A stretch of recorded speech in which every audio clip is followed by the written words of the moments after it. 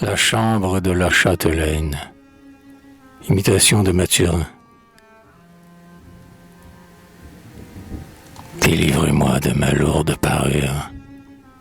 Ces longs habits, cette riche coiffure, double encore la fatigue du soir.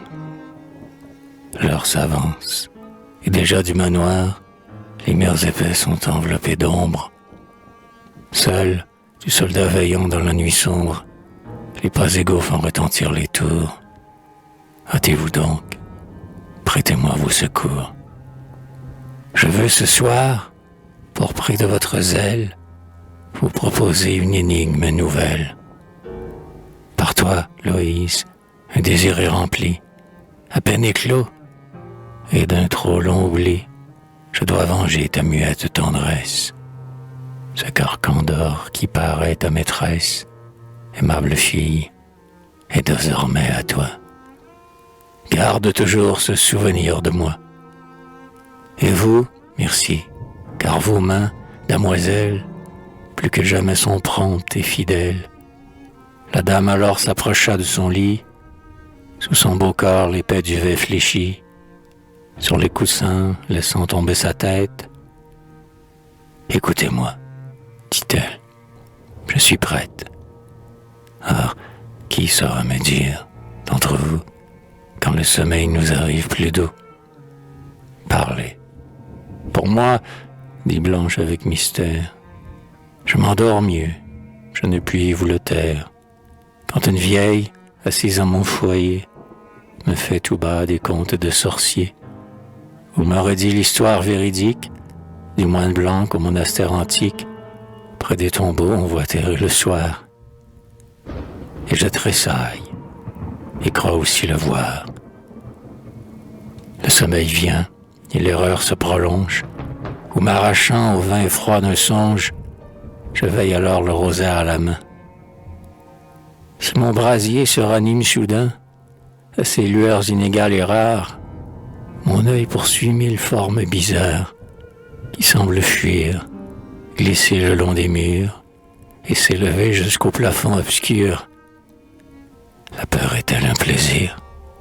Dit Jarmonde, en secouant sa jeune tête blonde. Moi j'aime mieux, le front sur l'oreiller, ouïr comment un jeune chevalier est rencontré de quelques blanches fées. Par les périls, sa valeur échauffée doit triompher d'un noir enchantement. Et sous ses coups tombent en un moment 100 paladins et les géants eux-mêmes. Et c'est alors que la beauté qu'il aime s'unit à lui par le plus doux lien. Que peut de plus un chevalier chrétien que d'exposer, pour l'amour de sa dame, le bien du corps et le salut de l'âme. Moi, s'écria la vive Aliénor, si le sommeil jamais d'un doux essor sur mon chevet vient incliner ma tête, c'est au sortir d'une brillante fête. À pas léger des couples gracieux semblent encore se mouvoir à mes yeux et leur offrir cet éclat qui les flatte, les joyaux d'or, les mantelles d'écarlate. Aux sons égaux des joyeux instruments, j'épie encore les signes des amants. Et cet écho des plaisirs de la veille me fait sourire alors que je sommeille. Et vous, Loïse? Oh, moi, j'adore, je crois, dès que j'ai fait le signe de la croix. Pour qu'un plaisir au repos nous invite, il faut l'attendre, et le mien vient si vite. La noble dame avec un doux sourire, nul de vous n'a su ravir le prix. Cela dort plus doucement bercée, qu'attend au lit quelque tendre pensée, et qui, fuyant la contrainte du jour, y va rêver à son premier amour. Premier, dernier, hein? Quel est mon délire? Son seul amour, aurais-je dû vous dire. Allez en paix, ma Loïse, c'est toi qui veilleras ce soir auprès de moi. Et maintenant, bonne nuit, damoiselle. Dame, salut. Ensemble, dirent-elles. Et sans retard, le cortège attentif s'éloigne alors d'un pas lent et furtif. Leur soin discret clôt la porte fidèle, et le rideau qui retombe sur elle rasant le seuil avec un léger bruit, semble à son tour murmurer « Bonne nuit !» Toi, viens, enfant, viens, et me fais entendre quelques vieux chants mélancoliques et tendres. N'en sais-tu pas qui soit triste à la fois, comme mon cœur, et doux comme ta voix, dont l'harmonie, ou rêveuse ou plaintive, charme si bien mon oreille attentive, que du sommeil le vol silencieux à mon insu puisse effleurer mes yeux. La jouvencelle, à sa dame soumise, du riche étui, dont l'éclat le déguise, tire soudain le luth aux deux accords. L'heure est propice, au dedans, au dehors, rien n'interrompt le nocturne silence. La châtelaine, en sa molle indolence, de ses pensées suivait le cours changeant et se taisait. Dans la lampe d'argent qui se balance à la haute solive, se consumait le doux jus de l'olive. De ses contours, ciselés avec art, quelques rayons échappés au hasard vont effleurer le lit où se déploie l'azur mouvant des courtines de soie. Ces longs tapis hauts, d'un épais velours, la blanche hermine enrichit les contours. Du dais massif les angles se cachent, l'or du cimier sous l'ombre du panache, et la splendeur des pilastres dorés qui de l'estrade entourent les degrés. D'un champ de soie où l'argent se marie, le bleu tissu de la tapisserie, à pans égaux voilait le mur grossier. L'œil admirait, près du vaste foyer, du prier Dieu l'élégante structure. Là, le missel qu'enrichit la peinture repose ouvert, et de toutes les fleurs, son blanc vélin réfléchit les couleurs, et le feu clair qui pétille dans l'âtre, du bénitier semble rougir l'albâtre. Pour les parfums, les vases préparés brûlaient encore, et de leurs flancs dorés, ils unissaient les vapeurs embaumées, au doux tribut de ces eaux parfumées. Luxe odorant avec soin penché sur les rameaux dont le sol est jonché. De ce moment secondant le délice, l'astre des nuits, voluptueux complice, glissant alors à travers les vitraux, vinrent animer leurs transparents émaux, et colorant le pavé de la chambre, ils reflétaient l'azur, le pourpre et l'ambre.